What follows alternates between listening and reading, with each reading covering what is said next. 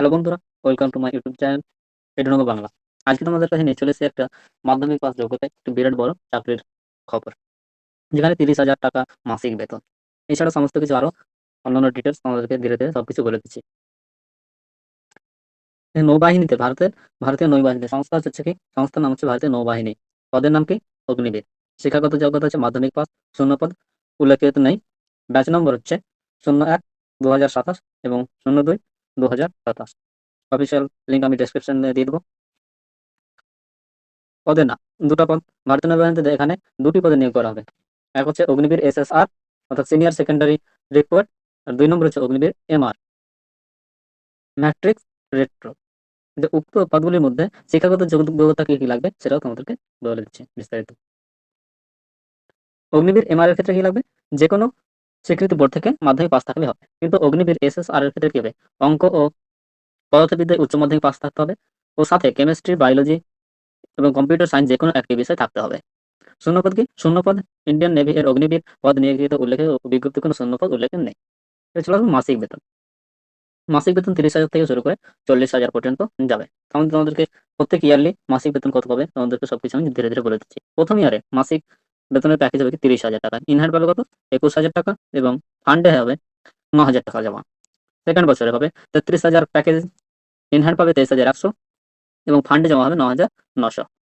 তৃতীয় বছরে 36,500 এবং ইনহ্যান্ড পাবে 25,550 এবং ফান্ডে জমা হবে 10,900। প্যাকেজ ইনহ্যান্ড পাবে 28,000 এবং ফান্ডে জমা হবে কত? 12,000। বুঝতে পারছো? অর্থাৎ টোটাল পাবে কি, মোট প্রাপ্ত টাকা হবে 5.02 লক্ষ টাকা।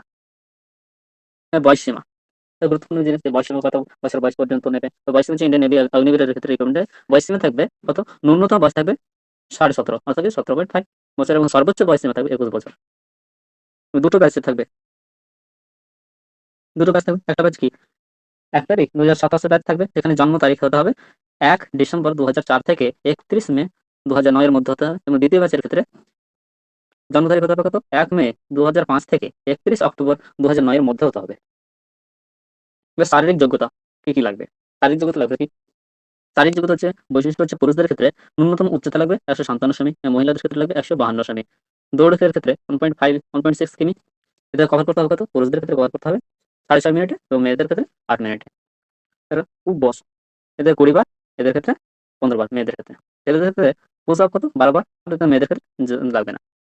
সিট আপ ছেলেদের ক্ষেত্রে কি লাগবে না, মেয়েদের ক্ষেত্রে 10 বার। এবার আমরা হচ্ছে যে মেন ব্যাপার, যে আমরা ফর্ম ফিল আপ করবো, কিন্তু কিভাবে নিয়োগ হবে নিয়োগ প্রক্রিয়াটা আমরা দেখে নেবো।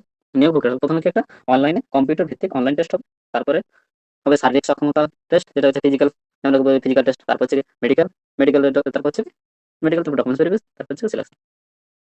আবেদন পদ্ধতি, আবেদন পদ্ধতি অফিসিয়াল ওয়েবসাইটে গিয়ে রেজিস্টার করে লগ ইন করে তারপর ধাপে ধাপে আবেদন করতে হবে। এবার হচ্ছে আবেদন মূল্য কত টাকা। আবেদন মূল্য হচ্ছে কি, আবেদন ফি লাগবে ক্যাটাগরিদের ক্ষেত্রে 550 টাকা প্লাস 18% জিএসটি, মানে মোট হচ্ছে 649 টাকা। এবং পেমেন্ট মোড হচ্ছে কি অনলাইন, নেট ব্যাংকিং এর মাধ্যমে করতে পারো, ভিসা, মাস্টার কার্ড, রুপে, ক্রেডিট কার্ড অথবা যে কোনো ইউপিআই দ্বারা তোমরা করতে পারো। এবার হচ্ছে গুরুত্বপূর্ণ তারিখ, কত তারিখ থেকে কত তারিখ পর্যন্ত ফর্ম ফিল আপটা চলবে সেটা তোমার দেখার ব্যাপার।